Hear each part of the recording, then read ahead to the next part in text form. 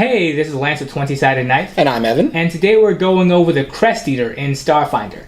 They are a large magical beast. Their entry can be found on page 30 of the Starfinder Alien Archive.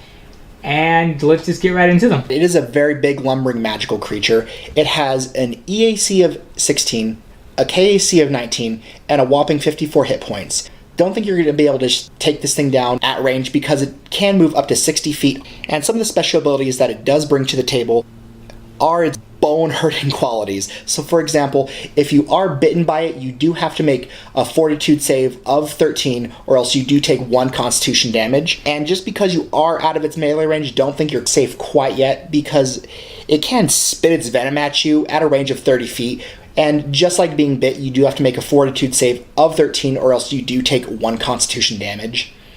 And once you take constitution damage in this way, you are subject to its bone tracking ability, which works a little bit like a blind sense ability, where it is able to track you through the calcium in your bones. One thing to keep in mind is that if you are a creature that doesn't have any calcium, like an android or an SRO or a ghost, you aren't going to be subject to this ability. But if you do take all of your constitution as damage, you are going to be a ghost. The Crest-Eaters are native to the planet Kasatha, named after the Kasathas. Real original name, guys. You guys are Kasathas. You knocked out of the park with that. Yeah, it's kind of like if we named Earth Human or Humana. I don't know. Kasatha itself is a deserty, arid world that is home to plenty of catastrophes in its time. It is revolving around a massive dying star, and many of the Kasathas did bring a lot of their world with them. Once they did flee to the Pact Worlds, they brought along several Crest-Eaters,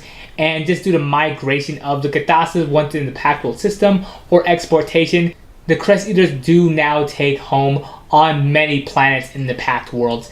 Chiefly Acton, since it is familiar to the deserty planet from which they are native, and a lot of other moons or even places in the Diaspora where they are taken advantage of for their solar generating properties. And some of the background of the Crest-Eaters is that typically on the whole homeworld of Kasatha, they would eat in a very gross, grisly way. Basically what they would do is they would go find Kasathans and they would eat the cone head-like part of their skull, and just that, to leave the rest of the body to rot. And because of this, they were seen as a sign of ill omen, like how on Earth, if a peasant saw a comet or a flock of crows or a flock of T-Rexes, they knew someone was in for a bad time.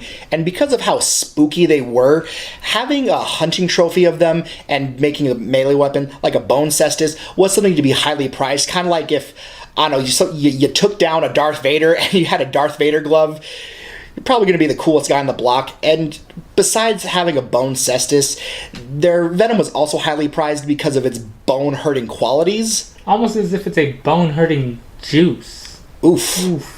Along with their bone-hurting juice, the Crest-Eater is prized for its massive antler seashell-like protrusions that grow from its body with age and diet. These protrusions do generate solar power, which do assist the Crest-Eater during lean times where it stores energy. Through further study of these creatures post-gap, the Kasathas did realize that this could power many of the technology that they still use, including arms, home goods, and even if you corral enough of them together, starships. Or like, I don't know, like a Nintendo Wii. Yeah, if you chain 2 of these things together, you can power your Wii for 5 glorious minutes of Smash. How to use these big beasts as an encounter is possibly one way to take advantage of them being big beasts. They do have that high armor class where it comes to KAC for their level. They also can target Constitution, which is a pretty rare target, so you can really mix encounters up. Sure, you're hitting stamina points and health points, but you're also hurting something that can affect things as from their fortitude saves, their general amount of hit points that they have once the Constitution is dropped below the even numbered thresholds, a whole lot. Unlike regular damage where it's like if you get shot and you're like, hey guys, I'm going to take a nap, like dad got shot, Constitution damage is a little harder to heal, and even though you might have that mighty Vesk warrior who's always bragging about how tough he is. If his bones are super brittle, he's not the toughest guy anymore. Once you do drop to 0 in a stat number, you do die. And each of these things' attacks can potentially deal constitution damage. Another way to put these things into a combat encounter would be when they sleep, 2 or 1 of them does guard the area while the rest sort of burrow below the surface.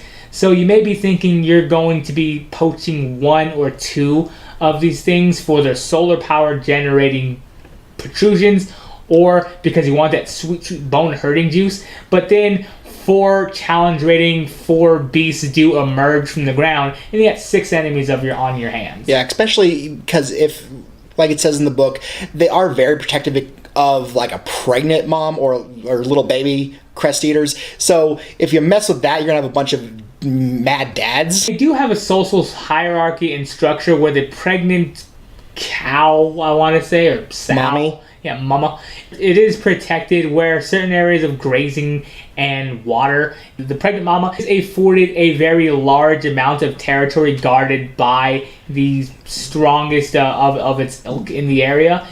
And they are very territorial to these places, driving off or devouring anybody foolish enough to enter. All right, and so a couple of things you could do to make these a little more interesting is how would you use them in downtime activity. One thing you could try is, and one thing that I found is interesting, is that in the book it does say that they do know Kasathan, they just can't speak because they're big dog animal thing.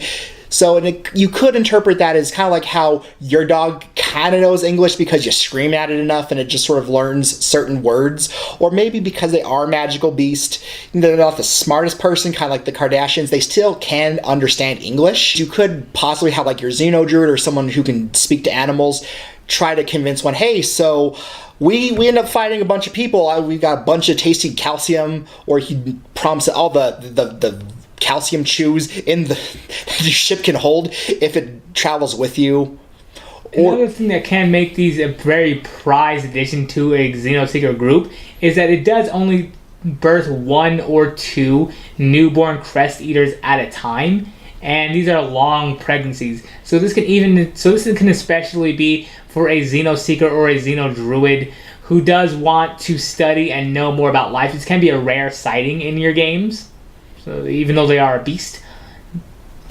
Yeah, it's like how, even though T-Rex are terrifying, I'd pay to see one get born. That'd be pretty cool. Yeah, I paid to lick one after it's born. That'd be pretty cool. They do travel in prides of anywhere between 3 to 6 of them, and most post-adolescent or very old or older, like sort of adult-aged males Crest-Eaters are driven out of that pride after they show signs of aggression or crazy horse disease.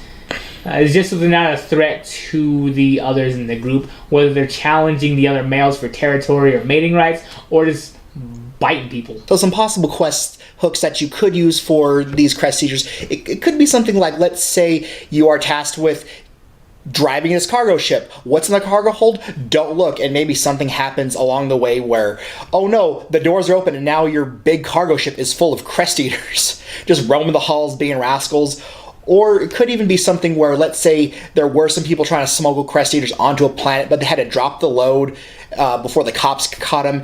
And now, years later, there are a lot of people who are just being found with parts of their skulls missing and no bones. Yeah, because with going into an environment where these things aren't native to or haven't been long enough for the ecosystem to acclimate to it, this could very well be an apex predator in the region for a long time. They're large, they're magic, they generate solar energy to keep themselves full when there's no prey around. So these could be really damning to an environment, especially from creatures that aren't used to fighting cow-sized armored antler monsters. Yeah, just like a regular wolf, it's gonna get its ass beat all day. Another quest hook that you could do if you are, say, the more drowy group, you're kind of evil, would be if your patron does want you to find a Crest-Eater, whether it be on the Idari or Adcon or anywhere else where these things would be, and poach it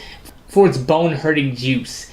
And even if you wanted to have just some quests to give your group so that they can earn some cash, would be to sell this Crest-Eater venom on the black market. That covers the Crest-Eater in Starfinder. They are a very hale and hardy magical beast. They're venomous, they have armor, they're from a dying planet. They're sort of like the platypi of Starfinder, where they got a lot going on. Yeah, they're green energy efficient, so that's the spookiest part of all. Al Gore would do anything to have these, and I mean anything. That covers the Crest-Eaters. Make sure to drop a comment down below if you want us to cover a different creature or to be interested in our monthly giveaways. Thanks again for watching 20 Saturday Nights, and bye for now.